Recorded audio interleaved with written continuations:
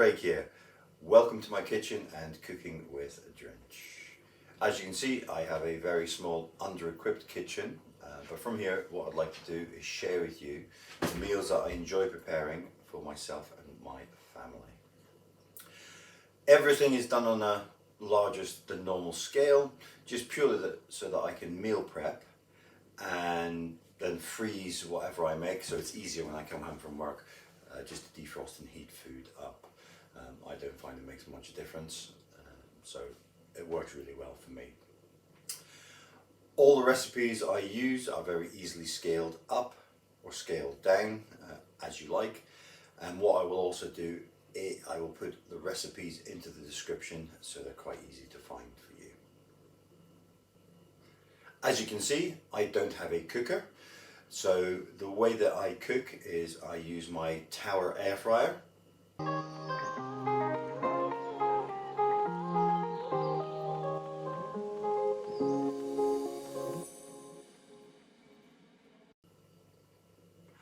I've also got a Tower Plugin Hob.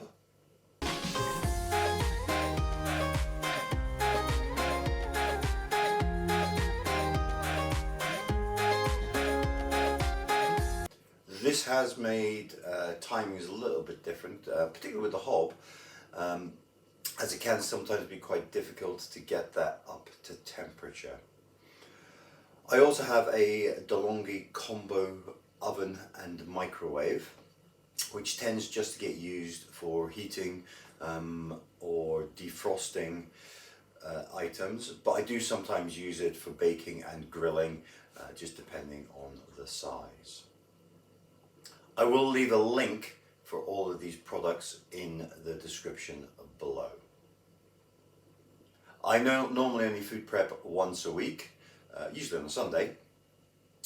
You will see that I will sometimes use frozen veg, which I have prepped, so I will stand and I'll prep things like carrots and onions. I don't prep all my veg, and sometimes I do it from fresh. I have found that that doesn't make much of a difference to what I am cooking.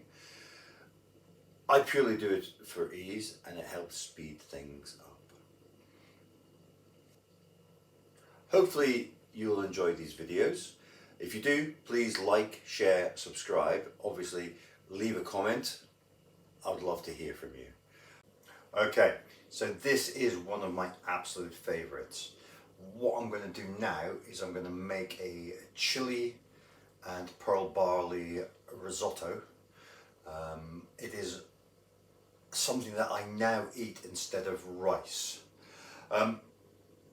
It takes a while, but it really is worth it. I make it in big batches, I freeze it, I then defrost it and heat it up for my dinner. It is really worth the effort. So, as you can see, I've prepped most of what I need to start this with. So before we go in for a close-up, all of this will be in the description below. I've already chopped up half a chorizo ring. The other half I slice, stick it in the freezer for pizzas that I make. I've got 2 finely chopped onions. I've got 2 cloves of garlic. I love ginger in everything I make. I don't put it in absolutely everything, but I do like it in everything. So that's something that you can add. So I've chopped up some ginger quite finely. I also like quite spicy things, so I've added 2 red chilies. Again, finely chopped. I've left the seeds in just to add that little bit more spice to it. You can use dried chilies if you like, or you can leave them out completely. What I also need to make is 1.5 liters of chicken stock. To that I will add 2 stock cubes. I then also add a tablespoon of Italian herb mix. You can use mixed herbs, or you can use any herbs that you like. And what I am going to make the main part of the dish, I use 1/2 kilo or 500 grams of pearl barley. Right, let me finish making the stock. I'll come back and then we can get started with a close-up and see exactly what we're doing.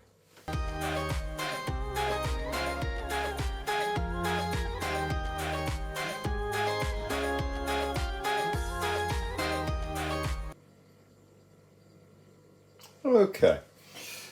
So what we need to do first, we need to get this pan nice and hot. Like I said, not having a cooker does mean that this sometimes takes a little bit longer than it should.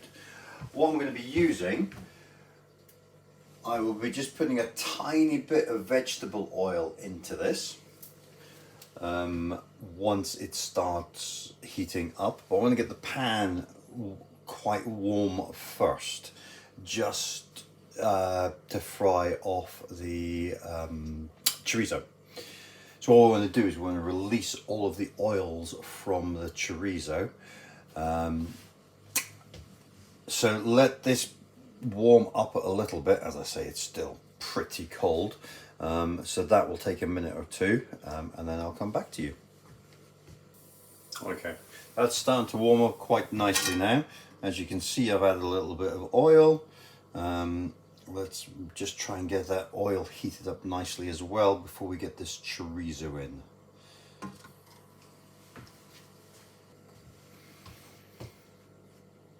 Okay, that now seems nice and hot. So what we're going to do, you can see that the oil is now flowing around that quite nicely.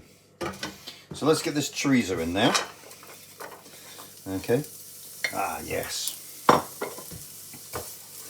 Okay, you can hear it sizzling as it goes into the pan. I've chopped it into quite chunky pieces. We want to try and get as much of the oil out of the chorizo as possible, which is why I've only put a little bit of the vegetable oil in there.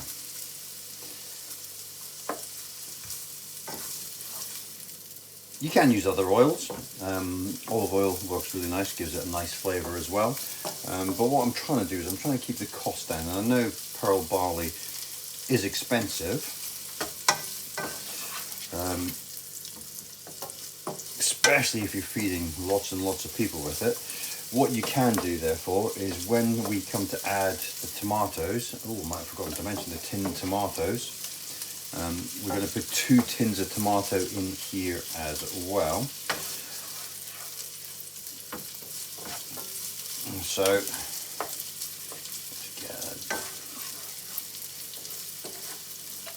you can beef this out a little bit more with more tomatoes or other veg. I haven't done that as yet. If you're not making it as an accompaniment, if you're going to make it as a main dish, you could add other things to it. I know you some nicely finely cut chicken, cooked chicken, can be added at a later stage, and that would finish it off nicely, I reckon. All right, let's leave that for a second. Just let it fry off nicely. It's starting to look really, really good.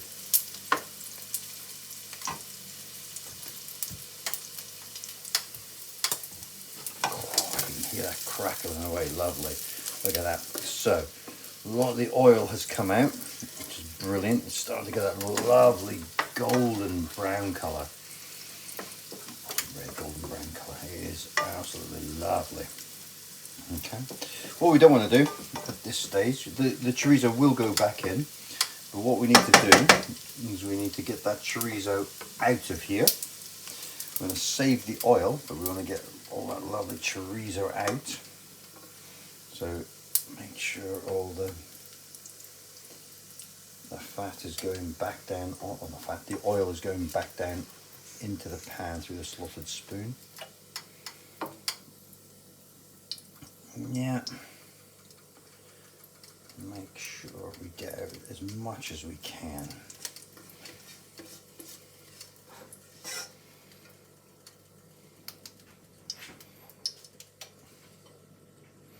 You can see the chorizo as I put it onto the plate. Well, you can't see it because I shot. I'll show you in a second.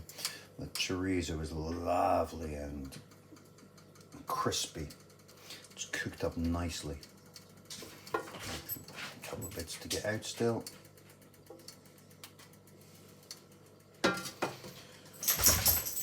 Right, so as you can see, that is a lovely crispy golden colour and all ready to go. So what we now need to do, we need to start getting the onions fried off. We're going to soften these up for about 2 minutes. Remember, this bulks it out quite a lot as well, and that pan's starting to get nice and hot. Okay. As you can see, it's starting to turn that lovely orange colour. So let's get that fried off. Again, this takes longer than it should because you want it nice and hot, but you just want these to start softening up. Some big bits in there, but then when it's all cooked up, because you're going to cook this for so long, they go nice and soft and tender, and there are no real issues with it.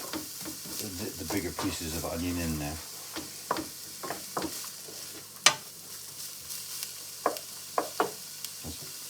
If my children don't moan about the size of the pieces of onion, I know I'm not doing, or I'm doing something right anyway.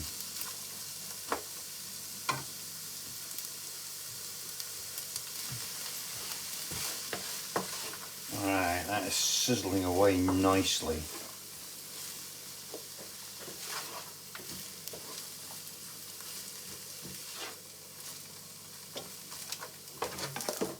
It's starting to soften up really nicely as well. It'll take a little bit longer than it should have done, but like I said, it's just because this thing, this hob doesn't really get hot enough.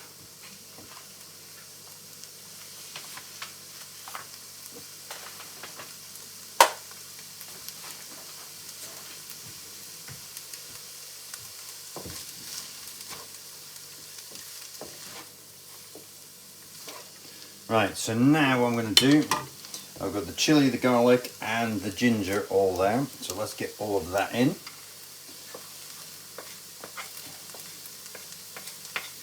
As you can see, I've not got a massive amount of space. Let's get what we don't need cleared out of the way.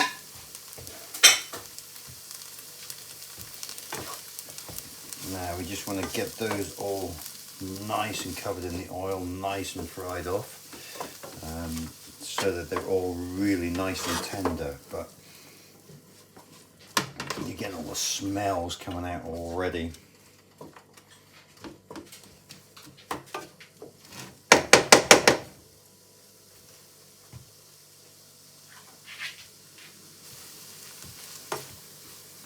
Okay, that's starting to look really good. Yeah, everything seems to have been softening down quite nicely. Chilies seem to be nice and soft. The onion's really nice and soft now. So, next in has to be the pearl barley.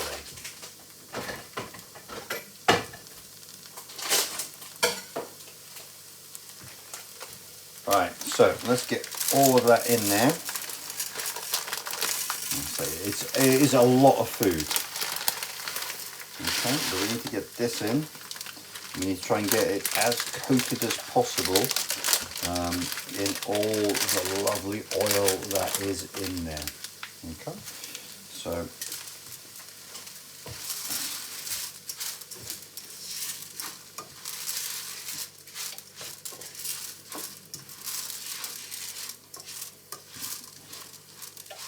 you can hear it stops gritting against the pan a little bit more as it gets more and more oiled.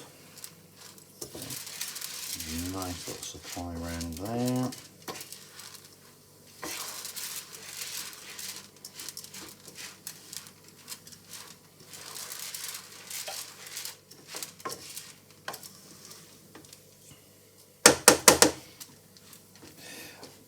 If we do need to season this, we do this towards the end. Obviously, we're going to start tasting it as it gets more and more ready, because you need to sort of taste the pearl barley and make sure that it's softened up sufficiently.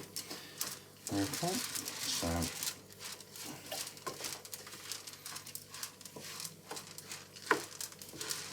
last couple of bits we need to do. We need to get the tomatoes in. Like I said, 2 tins of tomato. Get those in.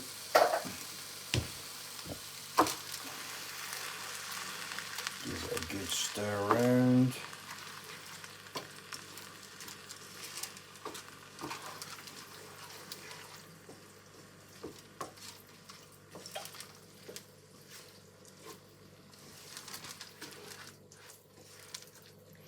And then make sure this is nice and stirred.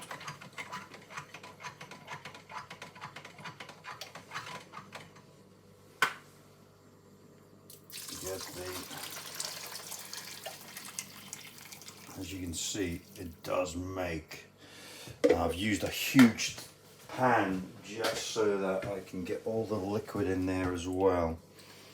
So make sure it doesn't look great at this stage, but believe me, once all this water has been absorbed, or the stock should I say, it is absolutely delicious. Okay, so what we need to do, that needs to come to the boil. So let's get the lid on there, help that come to the boil. Make sure we stir that around a little bit.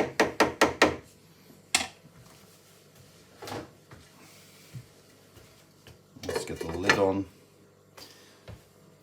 And again, I do need to get a, I've been looking at gas-fired hobs.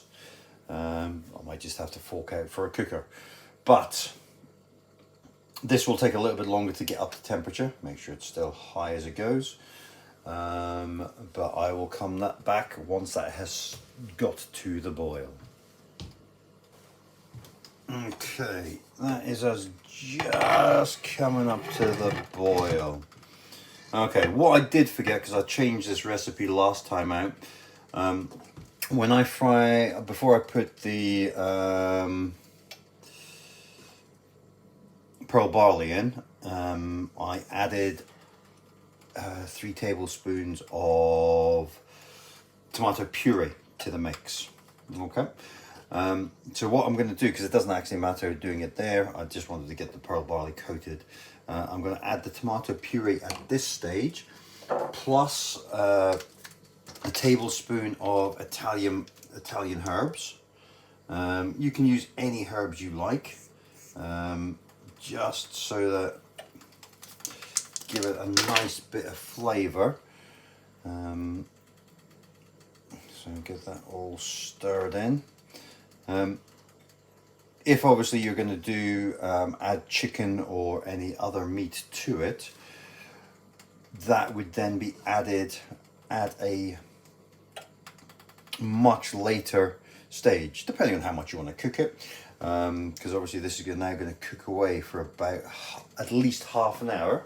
I know last time I did this with this setup, it took close on 45 minutes, but we will have to come back, we will have to check it as we go through. So let's get the tomato puree added as well. Been making these for so long, I know roughly how much tomato puree to add. That is about 3 tablespoons. Make sure we get that all mixed in, and that will obviously give it a nice rich deep tomatoey taste. Next time when I come back in about 15-20 minutes to stir it, see how it's getting on, what I will then also do is I'll add the chorizo back into there, just so that is, you are getting all the flavors integrated. So that is now really nice, all ready to go. So let's get the lid back on, and we'll come back in about 20 minutes. Get this lid back on and see you in a bit.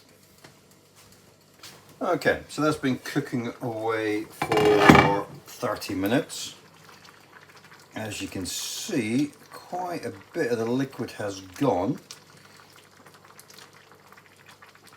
It's still quite a bit runny. So So at this stage, what I'm actually going to do, you can see the pearl barley has actually puffed up quite a bit. It's now coming to the surface, but you can see the pearl barley has puffed up quite nicely. So that's getting quite close.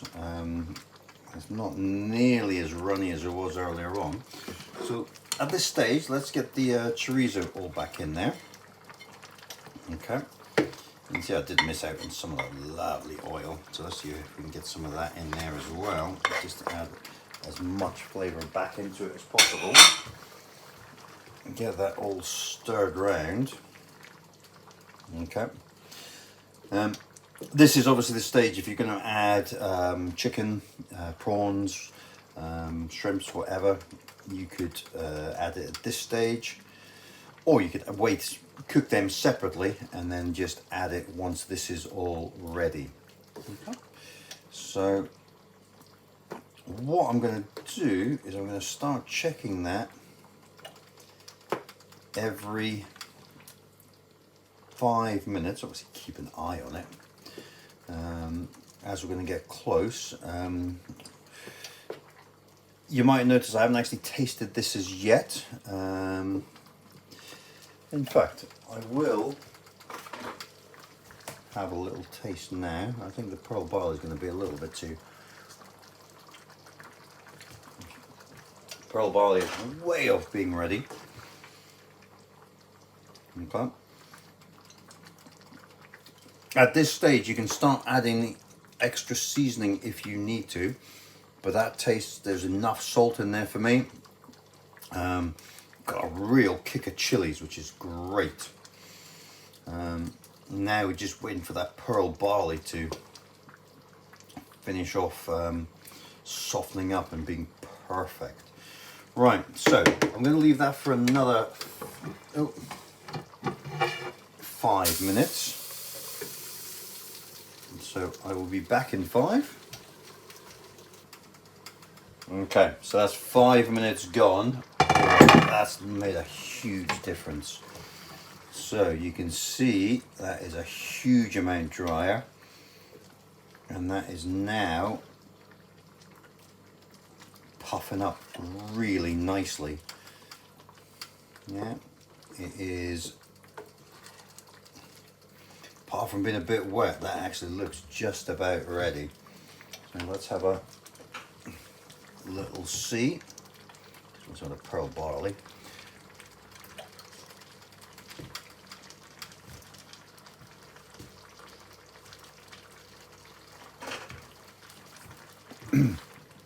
That is, it's got a bit of a bite to it,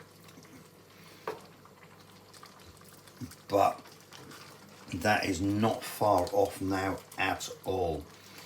So what we want to try and do, obviously if you need to cook it for longer, you can always add more fluid, more liquid to it. Okay, so I reckon that's going to be 3 or 4 minutes until I need to come back and sort of concentrate on it. Probably even closer to 5. So what I'm going to do is I'm going to leave it for 3, come back, see how it is, and I'll come back to you.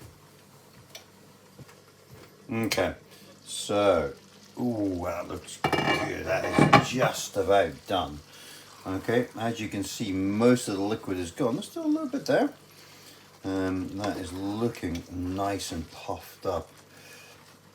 It's still a little bit wet, so we need to try and get rid of some of that moisture that's in there. So this is only going to take a few minutes longer. So we've done exactly 40 minutes. So now it'll probably take another 5 minutes just to get as dry as I like. But that is smelling fantastic, looks great, and as I said, it is actually right there. So let's just have a little taste. Let's see if the pearl barley is actually ready.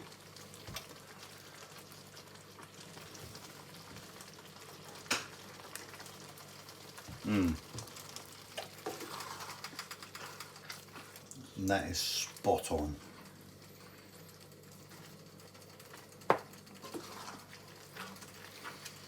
I could stand here and eat big chunks of that now. So, like I said, that is probably only going to be less than 5 minutes until it's spot on.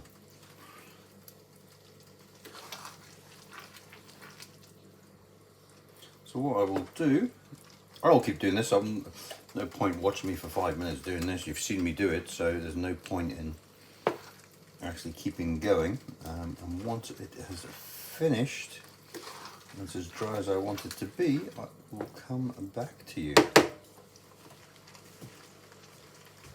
Okay, so that is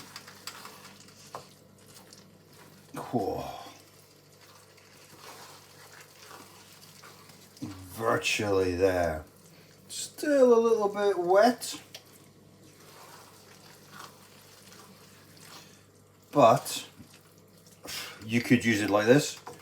A little bit of gravy in there, depending on what you're going to use it for. Like I said, I normally use this instead of rice. But that is absolutely lovely. It's just starting to stick to the bottom of the pan, so you know it is virtually there. So you can see how much it's all puffed up. It looks, and I said, it smells absolutely fantastic. So I'm going to stop the video there. It is ready. What I do need to do is I now need to let this cool right down. What I normally do is I get a plate, measure out how much is going to go as a serving. It's normally about 80 to 100 grams of cooked weight is going to be sufficient for one serving. Might be a little bit more, might be a little bit less, but I do tend to get about 8 to 10 servings out of this. You can add, like I said, anything you like. It is delicious eating. So hope you have enjoyed that video. Any comments, most appreciated. Like, subscribe, share, that'd be fantastic. And hopefully I'll get another video up soon. Goodbye.